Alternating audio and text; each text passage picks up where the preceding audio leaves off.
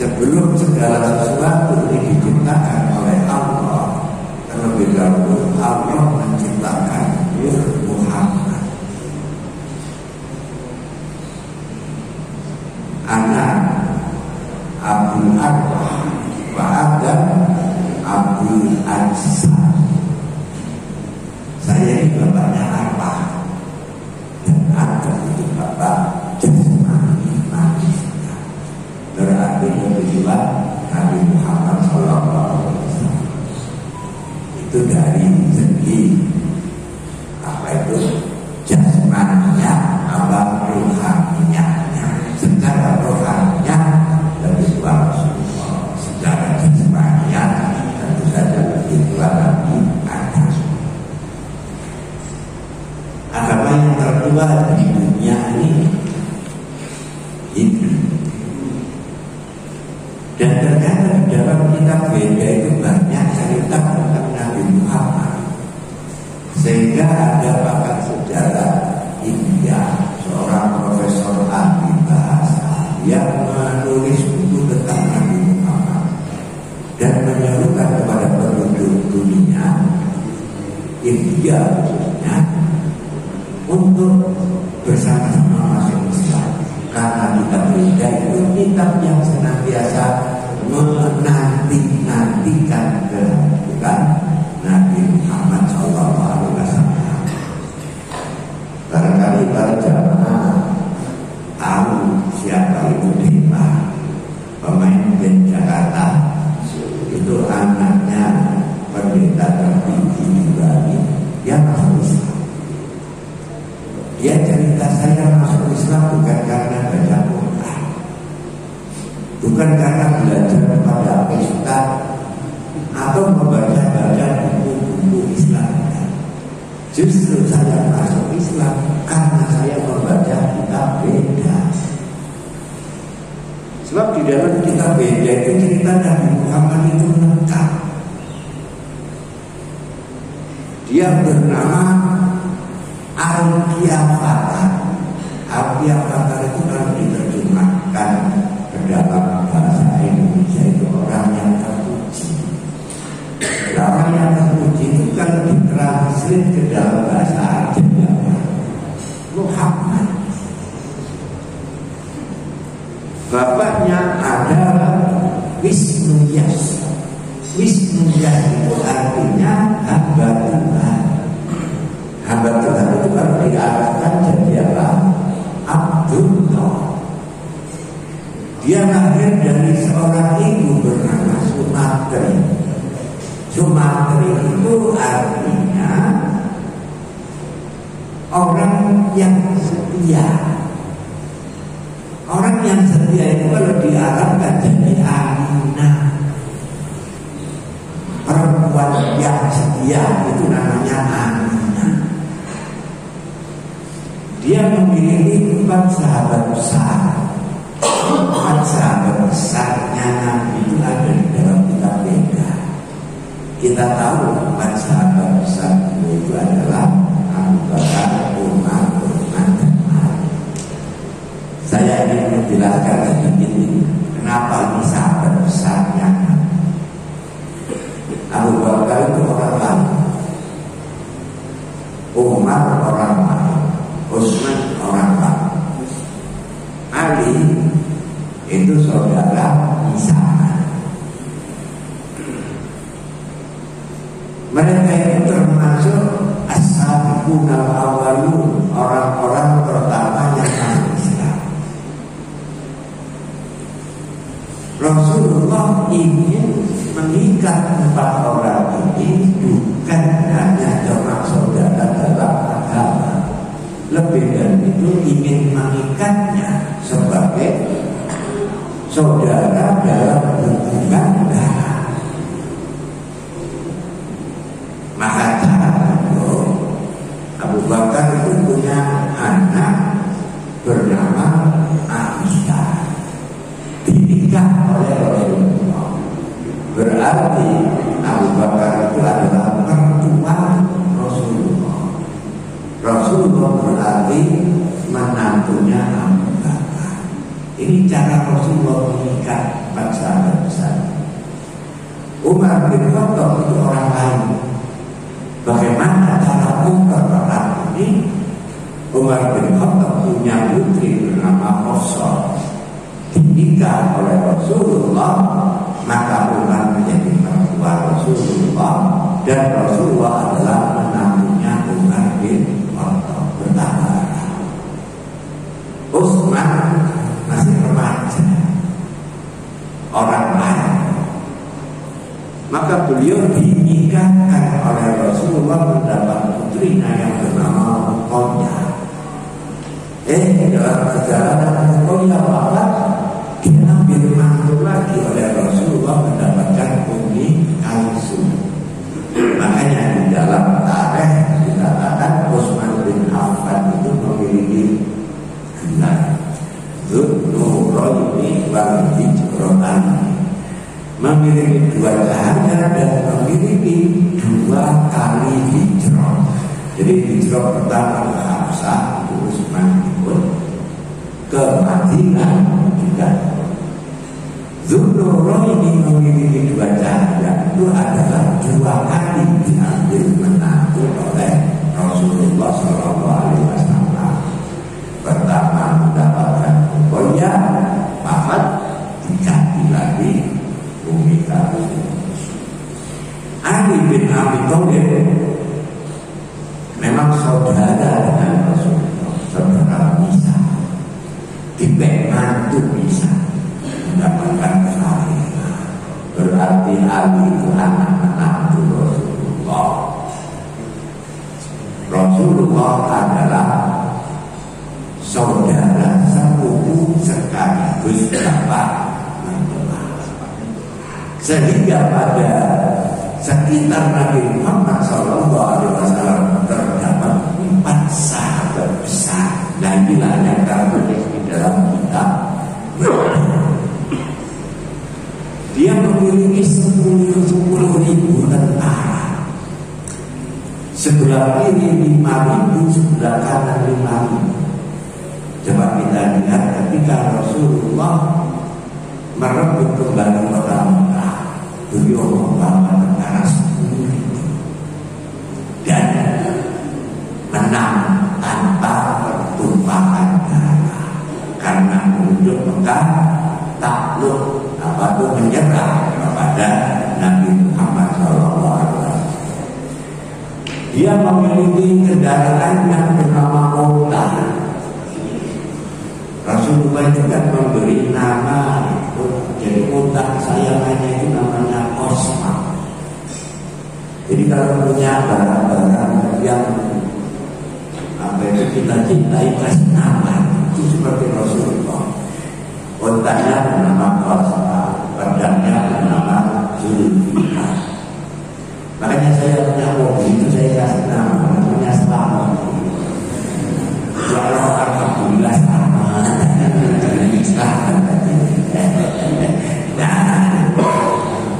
Jadi dalam kitab beda pun dikatakan kendaraannya itu unta dan memakai, kita pernah memakai pedang dan panah.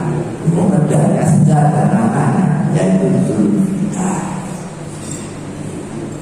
Kemudian lagi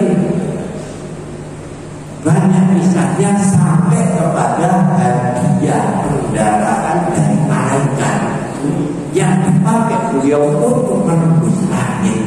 Kendaraan umum. Buruk itu pun ada di dalam kitab beda. Jadi tidak keliru kalau Profesor Pandit Verperkas dari mengajak orang India untuk masuk Islam, karena Islam itulah yang dirindukan oleh kita beda.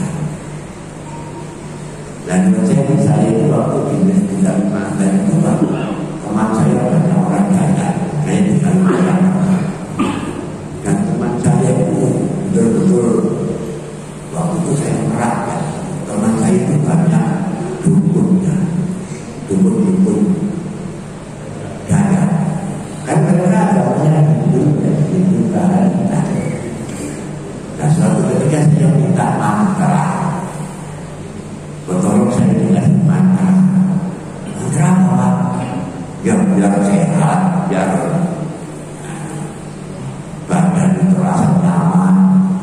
Dikasih saya mantra panjang ada bacaan la ilaha illallah Muhammadur Rasulullah. Kayak kaget ya saya bilang deh betul. Akhirnya saya itu bertanya, kalau yang bawah tidak dibaca memang punya anak sudah ada artinya. Jadi intinya itu yang bawah itu la ilaha illallah Muhammadur Rasulullah.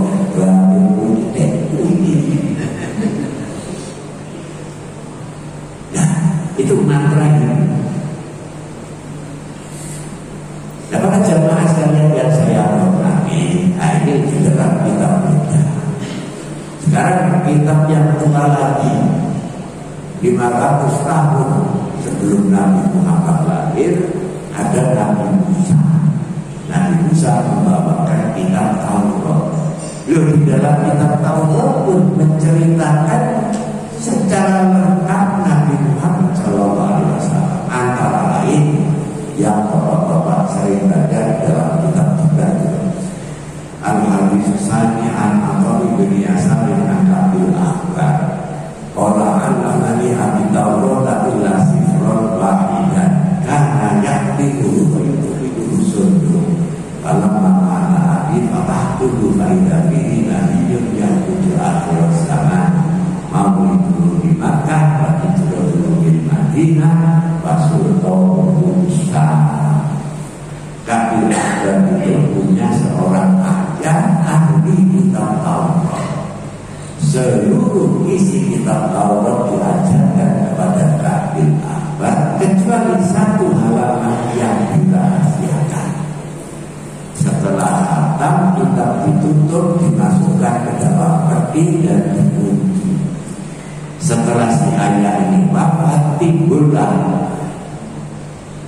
keinginan Kabil Ahbar untuk membuka halaman yang dirahasiakan oleh bapak-bapak.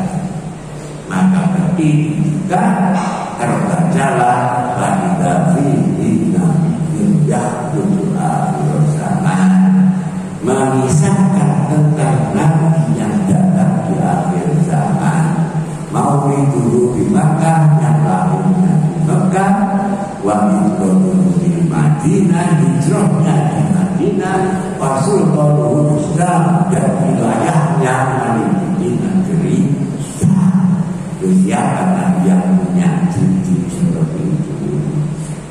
Yang Muhammad sudah tertulis di dalam kitab Taurat. Nah, para jamaah sekalian yang saya hormati, berikutnya Injil tambah detail. Ada seorang pendeta dari Palestina namanya Bahiro.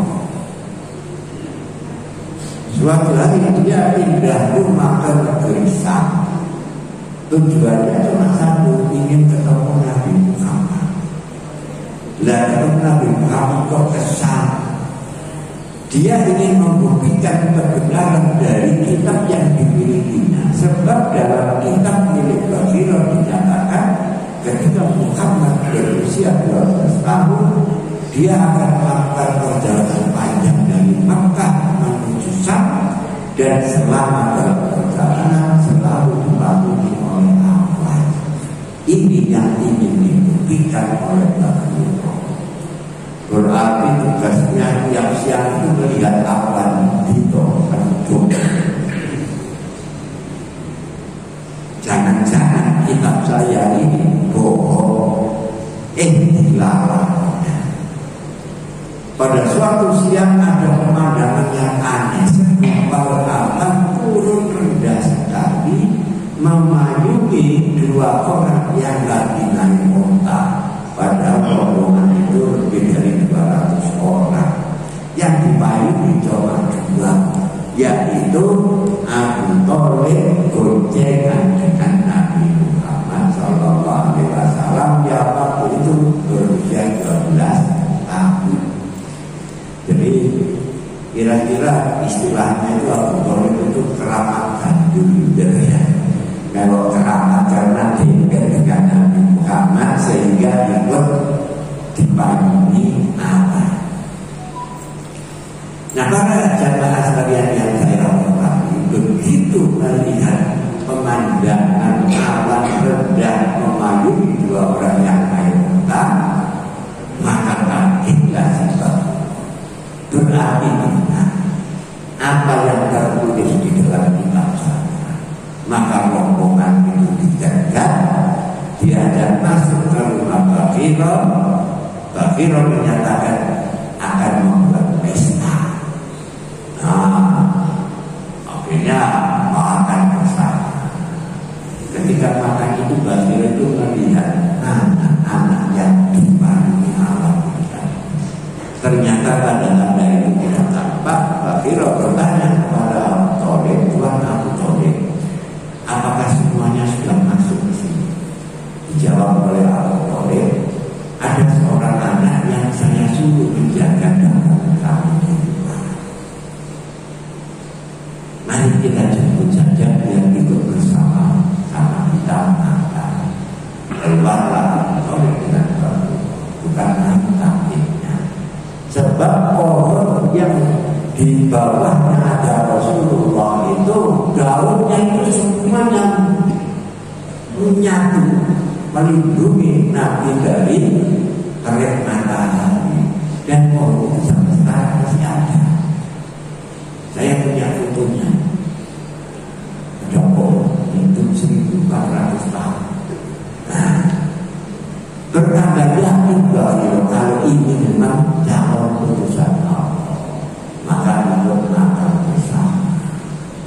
Setelah acara pesta itulah ada dialog lagi Abu Thalib dengan Rasulullah. Tuan Abu Thalib, ayahnya di mana? Dijawab, memang Abu Thalib itu ingin menyembunyikan identitas Nabi Muhammad. Beliau katakan, saya tahu. Maka Bakhiro mengatakan, Tuan berbohong. Sebab menurut kitab saya, anak ini ditinggal wafat oleh ayahnya ketika masih dalam kandungan.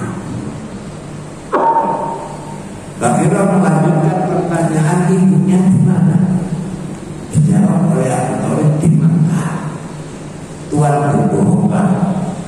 Sebab menurut kitab saya, anak ini ditinggal wafat oleh ibunya ketika berusia 6 tahun.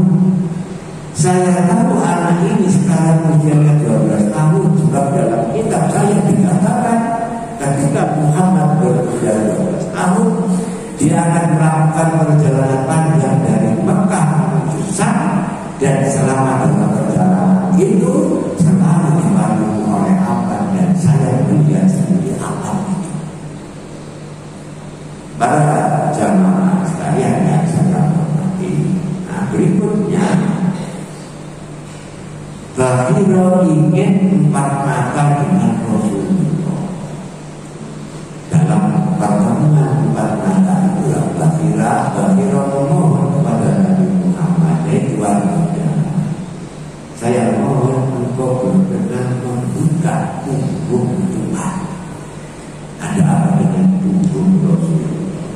Ternyata di dalam kitab Injil milik Bakhiro dinyatakan pada punggung Muhammad itu ada tanda Rasulullah, yaitu sebesar telur burung merpati berwarna hitam untuk berbentuk bulu halus dan bertuliskan Muhammad Rasulullah, dan tulisan itu tercatat oleh Bakhiro.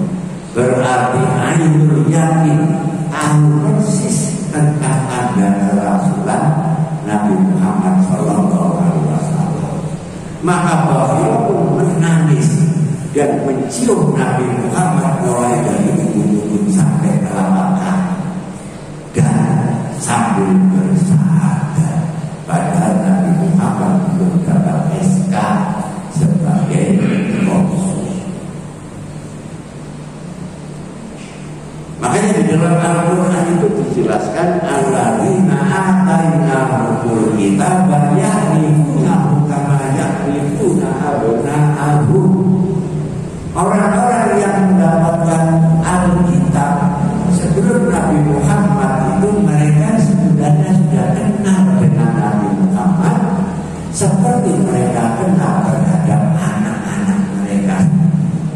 kan orang asing kan paham. Lahiro itu kan lahiro. Waraqah bin Nawfal. Waraqah bin Nawfal itu pamannya Khadijah. Ketika di awal Rasulullah mendapatkan wahyu, Khadijah bimbang jajan ini sopo cukup. Nabi kok bukan. Dibawalah kepada Waraqah bin Nawfal. Waraqah bin Nawfal itu seorang Nasrani. Khadijah bercerita banyak tentang apa yang dialami oleh Rasulullah di Bukhari. Apa kata Waraqah bin Nawfal? Ini adalah Namus Akbar, sebagaimana Allah pernah menurunkannya kepada Nabi Musa. Sayang saya sudah tua. Seandainya saya masih muda dan kuat, tentu saya akan melindungi kamu dan akan mengikuti kamu ketika kamu diusir oleh kaum. Rasulullah ya heran, apa saya diusir? Dijawab oleh Waraqah bin Nawfal, kamu akan diusir. Itu cerita dari kitab saya. Jadi hijrah itu sudah masuk di dalam kitab Waraqah bin Nawfal. Makanya Quran mengatakan ya'rifuna kama ya'rifuna abna'ahum. Mereka itu sudah kenal dengan Muhammad seperti mereka kenal terhadap anak-anak mereka. Nah, para jamaah sekalian yang saya hormati, kok enak kan itu kan ya. Wong itu lahir ceritanya sudah seperti ini. Itu menunjukkan bahwa Allah memang mempersiapkan Muhammad ini nanti akan menjadi pemimpin dunia, akan melakukan revolusi dunia. Nah sekarang pertanyaan berikutnya, kok era sebentar itu dunia macam apa sih yang dihadapi oleh Nabi Muhammad SAW? Kita mengenal zaman itu dalam istilah zaman jahiliyah. Bagaimana kisah jahiliyah itu? Saya baca bukunya Yusuf Qaradawi. Memang jahiliyah itu melanda seluruh dunia, bukan cuma jahiliyah saja. Justru jahiliyah di Jazirah Arab tidak seberapa. Kita kan sering mendapatkan cerita bahwa orang Arab suka membunuh anak perempuannya. Apa itu betul? Jawabnya tidak. Kalau orang Arab suka membunuh anak perempuannya, Rasulullah itu kan lahir dari seorang perempuan. Berarti tidak semua suku bangsa Arab itu punya kebiasaan membunuh anak perempuannya. Ternyata dalam penelitian Yusuf Qaradawi bahwa yang suka membunuh anak perempuannya itu adalah suku Bani Tamim, bukan semua suku. Termasuk di antaranya itu adalah Umar bin Khattab. Beliau kan pernah hidup anak perempuannya di masa jahiliyah.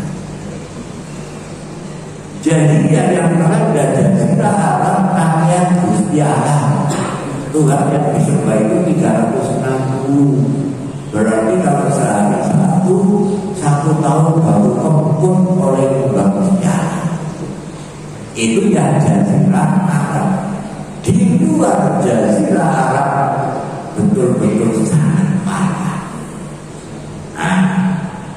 Ibu saya ngomong agak gak enak didengar. Di India itu ada agama yang disembah itu kaum perempuan. Jadi kaum perempuan itu diweleng yang nalung-nalung itu saya tidak diudani, bukan bujang kan?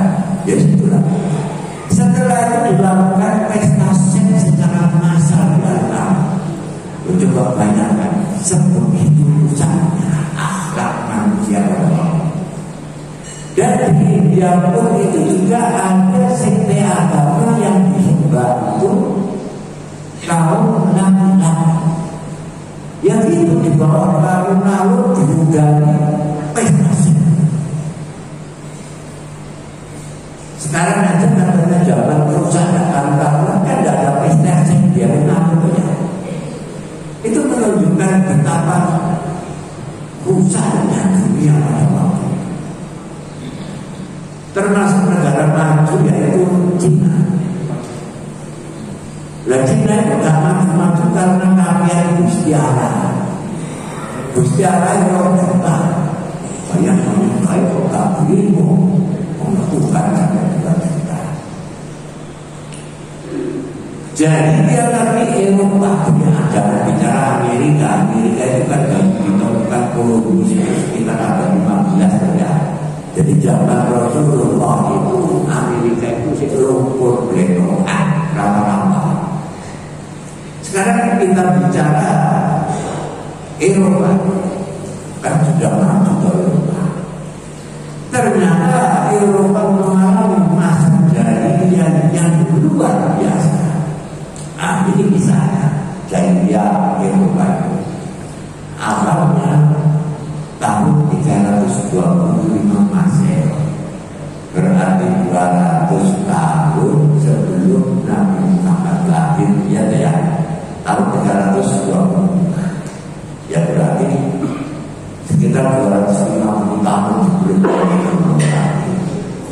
Di Roma, tepatnya di kota Nisea, diadakan muktamar gereja sedunia. Tujuannya apa? Untuk menetapkan sahabat Kristen. Sebab sejak Nabi Isa diutus sampai Nabi Isa wafat 300 tahun kemudian, agama ini kan tidak punya sahabat. Aku habis sahabat dari 200 tahun ya. Maka pada tahun 325 ditetapkan sahabat Kristen yaitu Tuhan Bapa, Anak dan Roh Kudus. Akibat ditetapkannya Nabi Isa sebagai Tuhan, ini terjadilah perpecahan yang luar biasa dalam tubuh Kristen. Di Romawi menamakan kelompoknya itu vulkanis, yaitu kelompok yang percaya bahwa Nabi Isa itu Tuhan. Di Alexandria, Mesir, di sana kelompoknya namanya kelompok monoteistis, yaitu mereka berkeyakinan bahwa Tuhan itu cuma Allah dan Nabi Isa itu adalah utusan Allah. Antara kelompok vulkanis dan monoteistis ini terjadi perang saudara yang berkepanjangan lebih dari 200 tahun.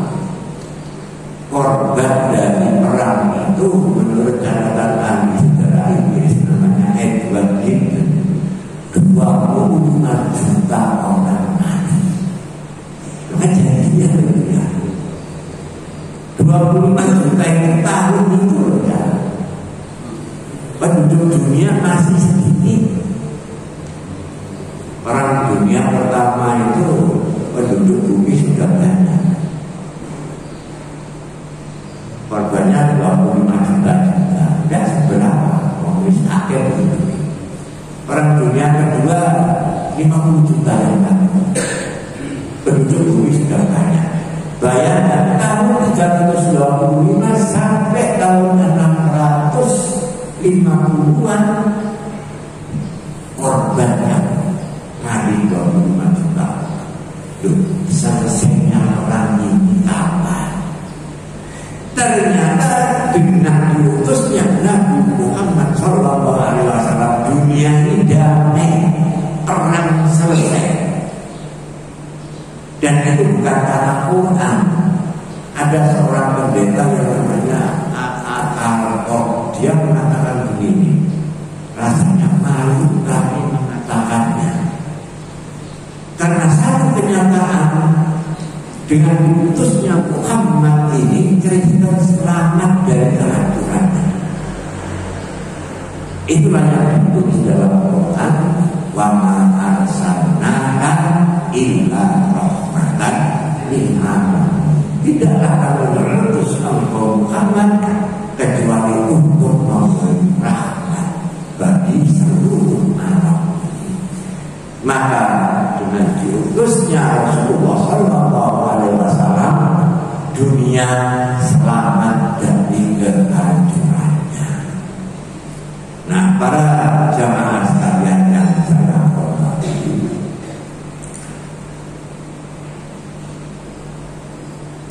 pekerjaan sebesar itu kok bisa dilaksanakan dengan sempurna? Muhammad seorang diri, ya memang asalkan seorang diri yang dapat wahyu memang.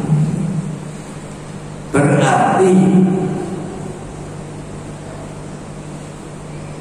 yang kita bicarakan itu apa? Apa sih visi dan misi Rasulullah? Tadi kan kalau sekarang itu semuanya itu mesti ada visi misi. Rasulullah tidak pernah mengatakan visi saya ini, misi saya ini. Tapi kalau kita pelajari Al-Quran, oh ternyata ada visinya di situ. Apa visi Quran? Yaitu tadi, wa ma arsalnaka illa rahmatan lil alamin. Tidaklah kami mengutus engkau Muhammad kecuali untuk membawa rahmat bagi seluruh alam. Berarti kalau ada orang Islam yang penampilannya menyakitkan orang lain, itu bukan cara Nabi Muhammad SAW. Cara beliau adalah rahmat, kasih sayang. Kasih sayang kok bisa? Nah,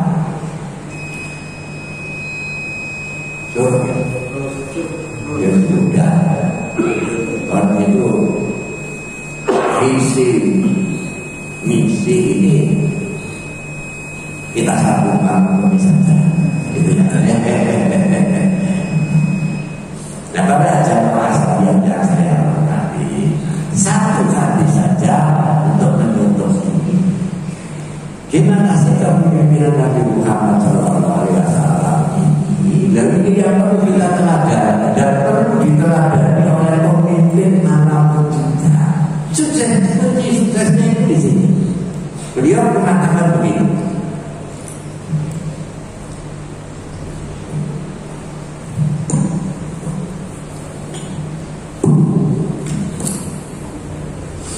Khairu a'immatikum alladzina tuhibbunahum wa yuhibbunahum wa tad'unahum wa yad'unahum wa syara'iru a'immatikum alladzina tubghidunahum wa yubghidunahum wa tal'anunahum wa yal'anunahum. Sebaik-baik pemimpin adalah pemimpin yang memiliki rasa cinta kepada rakyat.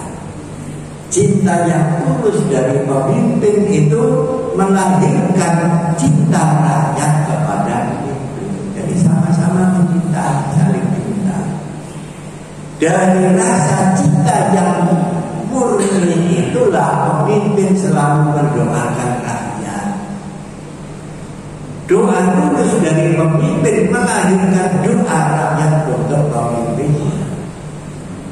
Berarti pemimpin yang baik adalah pemimpin yang mampu menciptakan rasa cinta antara pemimpin dengan yang dipimpin.